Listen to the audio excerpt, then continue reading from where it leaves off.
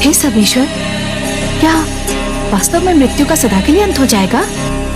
नहीं महादेवी, जीवन और मृत्यु तो एक दूसरे के लिए अनिवार्य है।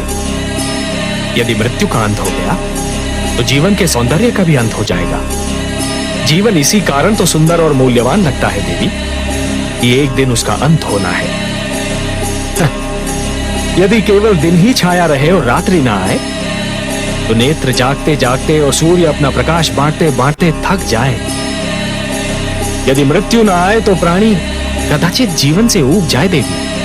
हे देवराज, जिस प्रकार दूध के भीतर माखन छिपा तो होता है, परंतु वो मिलता तभी है जब दूध को मथा जाता है, उसी प्रकार समुद्र के भीतर अनेक पदार्थ छिपे हैं, अनमोल रत्न छिपे हैं। उन्हें केवल मंथन के द्वारा ही निकाला जा सकता है। अमृत उनमें सबसे अनमोल है। सत्य तो यह है देवगण कि मंथन मथने और खंगालने की उस क्रिया का नाम है जिसके द्वारा स्वयं के भीतरी गुणों और अवगुणों की खोज की जाती है। मानव यह मंथन प्रतिदिन करता है।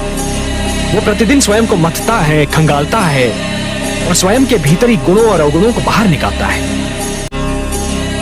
आश्चर्य तो यह है कि वो मानव होकर भी इस क्रिया से परिचित है और आप देवता होकर भी इस क्रिया से अपरिचित हैं। पर हे लक्ष्मीपति, हम समुद्र का मंथन करेंगे कैसे? मंथन मथानी और डोरी की सहायता से किया जाता है। मैं आपके लिए मंदर पर्वत को मथानी बनाऊंगा और वासुकी नाग की डोरी दूंगा। परंतु एक तीसरी वस्तु की भी आवश्यकता होती है देवगण, जिसका प्रबंध आपको स्वयं करना होगा। और किस सामग्री की आवश्यकता होती है सर्वेश्वर?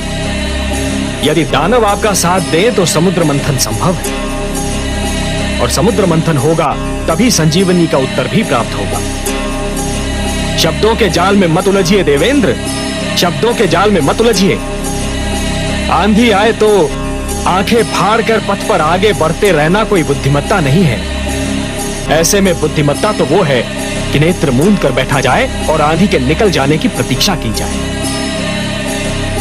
शस्त्रधारी शत्रु से निहत्थे लड़ना यह कोई वीरता नहीं है देवगण, यह तो आत्महत्या है। ऐसे में वीरता तो यह है कि शत्रु को शांत रखा जाए, यदि आवश्यकता पड़े तो उसकी प्रशंसा भी की जाए और उससे लड़ने के लिए शक्ति जुटाई जाए। शत्रु से सहयोग और सहायता लेना भी रणनीति का अंश है देवेंद्र।